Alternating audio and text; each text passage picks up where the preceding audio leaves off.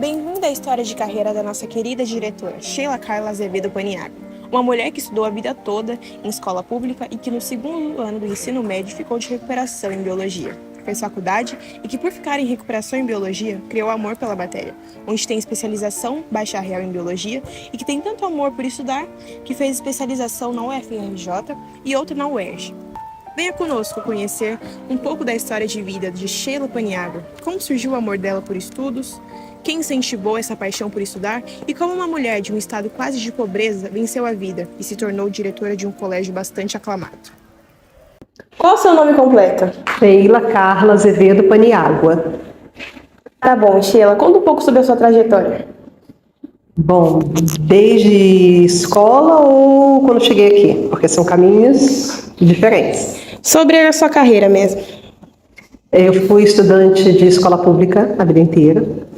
Quando cheguei no segundo ano do ensino médio, eu fiquei de recuperação em biologia, que eu sou formada em biologia.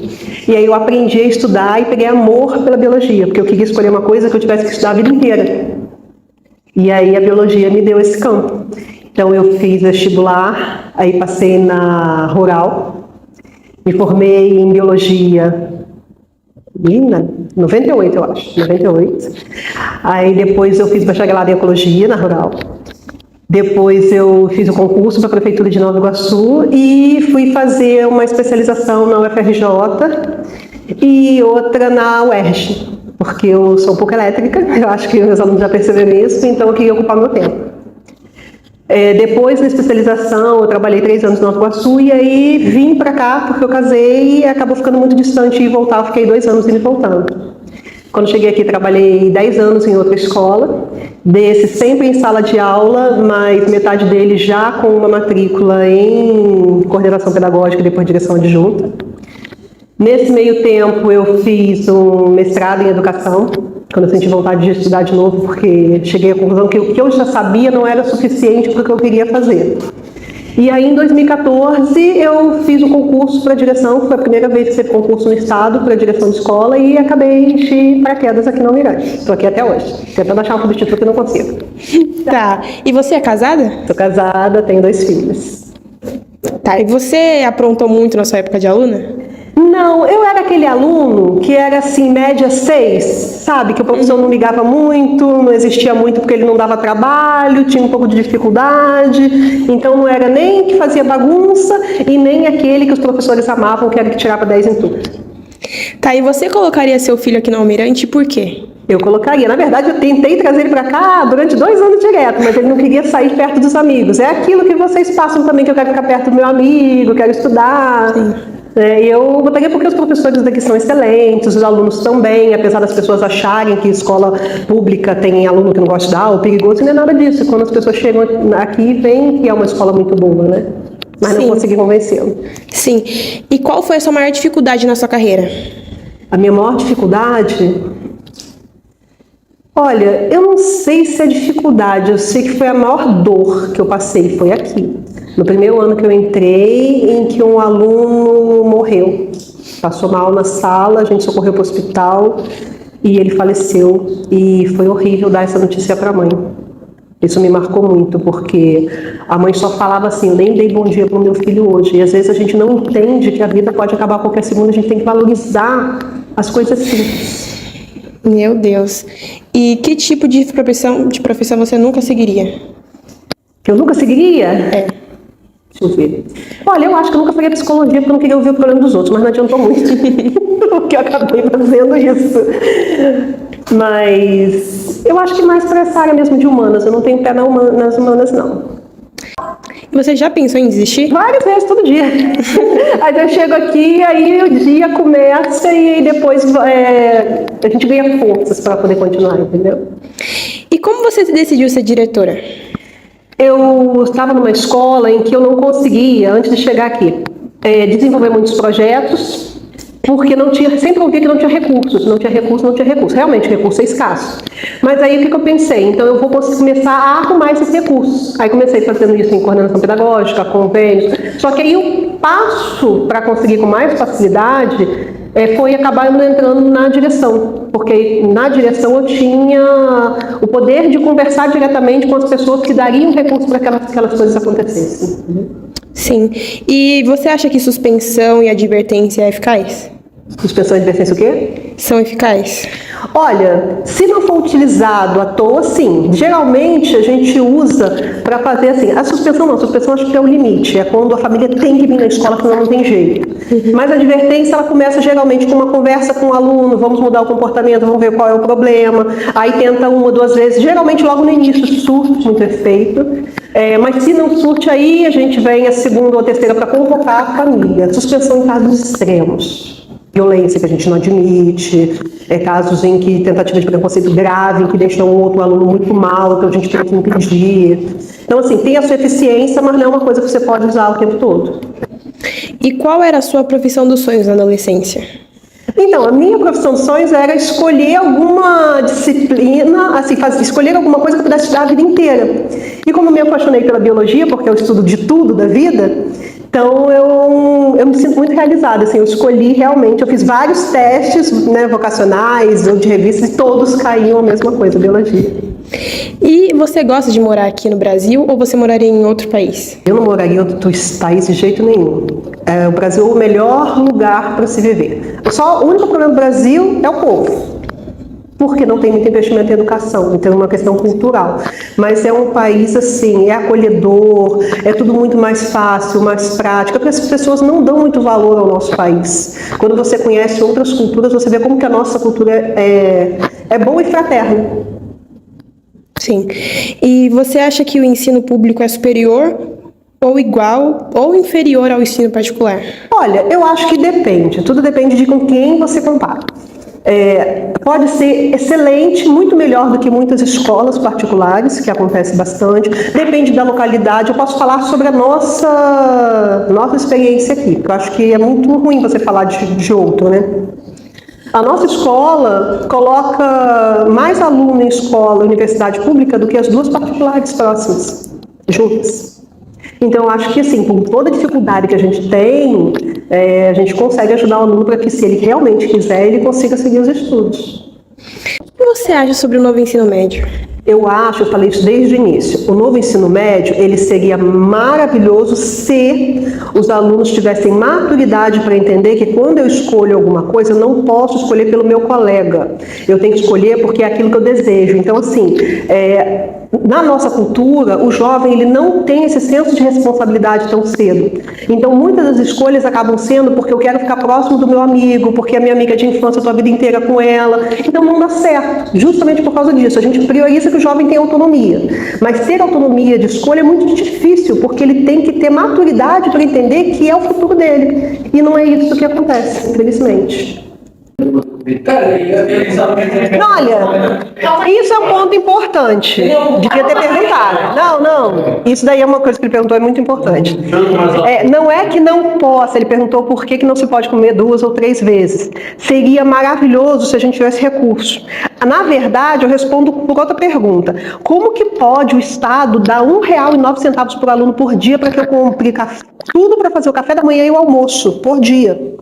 Então, assim, é uma quantia tão irrisória, tão absurda, que se a gente não limitar, corre o risco de repente, num dia alguém ficar sem comer. E o pavor é deixar algum aluno que realmente não tenha alimento ficar sem comer, né? Então, a gente fala há muitos anos sobre isso, em relação a quanto que um aluno ganha por dia do Estado para alimentação, para 2 alimentações, né? A gente fala com os pais, a gente fala com os alunos, é uma coisa que precisa mudar, mas a gente não vê o interesse da sociedade como um todo de mudar isso. E é um absurdo, né? Porque se você for ver num presídio, não comparando escola e presídio, não tem nada a ver. Mas é 15 vezes maior o valor da comida. Então, por que um aluno pequeno, desde a creche até o terceiro ano do ensino médio, ele vai ganhar R$1,09 por dia para se alimentar? Isso não é humano, não é digno. Por isso que o cardápio não é tão maravilhoso quanto aquele cardápio que o Estado manda, a gente tem que adaptar. Por isso que a preocupação das tias da merenda de gente, vão deixar todo mundo comer, tem certeza que todo mundo vai comer. Aí se de repente ninguém mais quiser, aí vira uma segunda vez. Mas a preocupação é essa, que todos que precisam, que queiram, tenham esse alimento, entendeu? Ah, bastante, senão eu tinha enlouquecido. Eu faço musculação, eu pedalo, eu pintava, eu vou voltar a pintar, porque pintar era a minha terapia. É mesmo, o Márcio elogiava muito, o Márcio Lírio elogiava muito, porque a senhora é uma ótima pessoa. Geralmente em alguns lugares da escola tem quadros, né? Foi perdido. Tem algum aluno ou alguma pessoa que saiu daqui da escola que te orgulha muito, que você fala, eu tenho orgulho de ter formado... Menino, tem vários, não tem um. A gente tem muitos alunos. Não é porque foi, às vezes, porque foi para fora do país ou porque foi para a faculdade. Não, é porque assim, porque realizou o sonho, seja, foi trabalhar com alguma coisa que gosta ou continuou a estudar, mostrou assim que, apesar de toda a dificuldade, e digo mais, temos aqui na escola alunos que a gente tem assim, uma sensação de orgulho muito grande, que quando entrou revoltado, triste, machucado, trouxe uma realidade de fora que não era boa, mas aí depois foi convivendo com os outros e foi mudando, e aí você vê hoje, sabe, assim, é um menino que está encaminhado, está estudando, está trabalhando, então que vai ter um futuro. Você tem algum nome específico, algum assim? Você quer formado ou quer de agora? Pode ser os dois. Dê 2 exemplos. Olha, formado eu tenho bastante. Acho que se eu falar alguns e não falar outros, eles vão ficar chateados. Então eu vou falar um de que está aqui, que eu tenho muito orgulho. Eu tenho de vários, mas esse eu tenho muito, porque assim, mudou muito para melhor. É o Brian da 2001. Ele esteve aqui no 7º e acabou não se adaptando e aí voltou no 9º e agora já está no 2º. E se você conhecesse aquele lá, e hoje, agora, o Atcha, no 3º ano, quando chegou, eu brinco com ele, né? Eu ia expulsar ele no 6º ano. Ele briga, cara.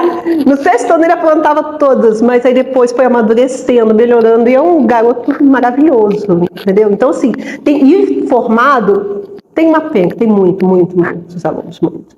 Temos escritoras formadas, dentista, temos de, sabe assim, tem gente que faz voluntariado, então eu acho assim que a lista é tão grande que eu fico até com medo de repente falar um ou outro, depois alguém ficar assim, poxa, não lembrou de mim.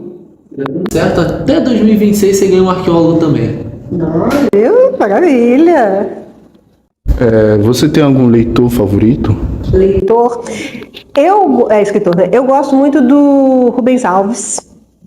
Eu gosto muito de Zilda Gasparetto, porque eu gosto da leitura espírita. Deixa eu ver mais quem. Na verdade, assim, eu gosto muito de tudo que me faz rir. Eu gosto muito de meme, de piada, livro de piada. Então, tem bastante, mas para refletir ou ler crônica, eu gosto muito de ler crônicas também. Porque são coisas pequenas, né, mas que te fazem uma história pequenininha de uma página que te faz refletir, às vezes, sobre assim, parte da sua vida. Eu tenho uma pergunta, essa pergunta é importante.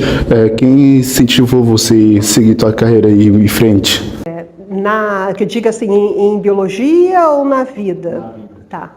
Na vida, quem me incentivou, e eu falo sempre isso quando o 3º ano vai me entrevistar na disciplina da Val, que tem que fazer uma entrevista em inglês, da minha mãe.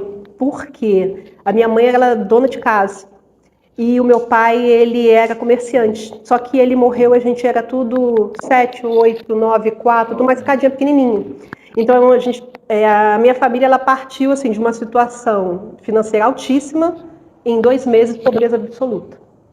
E aí ela, mesmo sem saber fazer nada, correu atrás para poder botar alimento, e aí me deu uma sensação de que eu tinha que fazer o máximo e me preparar o máximo possível, porque tudo pode mudar. E é isso que eu falo muito com alguns alunos quando eu estou numa situação ruim. Tudo pode mudar do dia para a noite. Então, E eu ouvia muito isso dela e da minha avó. Minha avó sempre falou, vocês estudem bastante, porque você pode perder tudo na vida, menos o que você aprende, menos o seu conhecimento. Ninguém nunca vai te tirar. Você pode perder dinheiro, você pode perder casa, você pode perder saúde, você pode perder qualquer coisa. Mas se você investir no seu conhecimento, você vai conseguir tudo de volta, porque isso ninguém te tira. Então, com a dificuldade que a gente passou, e a gente ouviu isso direto desde pequenininho, eu e os meus irmãos investimos muito, por cobrança até da família, na educação. Porque às vezes as pessoas acham assim, que educação salva, educação cura, educação é solução, as pessoas meio que acham que é brincadeira. E não é. Por quê? Porque de uma família gigantesca, nós 4 nos preparamos bastante, estudamos bastante, mesmo com toda dificuldade, e hoje está todo mundo bem encaminhado. Então minha mãe está assim, tranquila, apesar de ter passado muito sufoco, porque a gente acreditou que a educação poderia fazer a diferença. E isso eu falo muito para os alunos o tempo todo: acredite, estude, porque você pode, e está muito bem hoje, amanhã pode não estar, mas se você tem o seu conhecimento, você vai conseguir se reerguer de novo. Entendeu? Então essa é a lição da minha avó e da minha mãe. E engraçado que desde pequenininha eu sempre falei que eu nunca seria professora na vida, nunca. Eu fiz faculdade e eu trabalhava só com pesquisa. No último ano da faculdade, uma amiga minha pediu para eu dar aula no cursinho de pré-vestibular, que ela ia faltar, viajar 2 semanas. Aí eu fui apavorada, estudando. Aí estudei tanto que aí me apaixonei. Aí acabou que eu fui para a sala de aula e ela foi para a indústria. Porque na faculdade, o tempo todo, eu estava na indústria e ela estava na sala de aula. Na verdade, o ChatGPT, ele só vai fazer com que o aluno fique cada vez mais ignorante. Porque se você não tem qualquer inteligência artificial, você tem que usar a seu favor. Mas se os alunos, muitos querem usar para poder responder rápido uma prova. Esse aluno, ele só está se sabotando. Ele não está sabotando o professor, ele não está ganhando de ninguém. Ele está jogando a oportunidade fora dele aprender. Porque ele vai te responder as perguntas rápidas. Só que se o seu cérebro não trabalha, ele não cresce, ele não evolui. É igual um músculo na academia. Se a gente não treinar, ele não vai evoluir. Tá? Então, na verdade, a inteligência, o avanço da inteligência artificial vai trazer cada vez mais um retrocesso da inteligência natural. Agora, que a inteligência artificial fosse vir a substituir, de repente, professores um dia, que foi uma coisa cotada um tempo atrás, né, que começaram a falar, eu duvido muito, né, porque qualquer inteligência que seja não ia querer um trabalho tão difícil, que é a sala de aula. E por último, deixe uma mensagem para os seus alunos. Então tá bom. Acredite em você, estude e busque seus objetivos. Não fique pensando só em ser feliz, porque a felicidade é um processo interno. E as pessoas acreditam que a felicidade ela tem que ser buscada com coisas, com objetos, com viagens. Não é. E é por isso que tem tanta gente depressiva e infeliz na vida, porque nunca vai alcançar a felicidade ideal. Então, viva intensamente, mas cada dia de uma vez. Obrigada. Nada.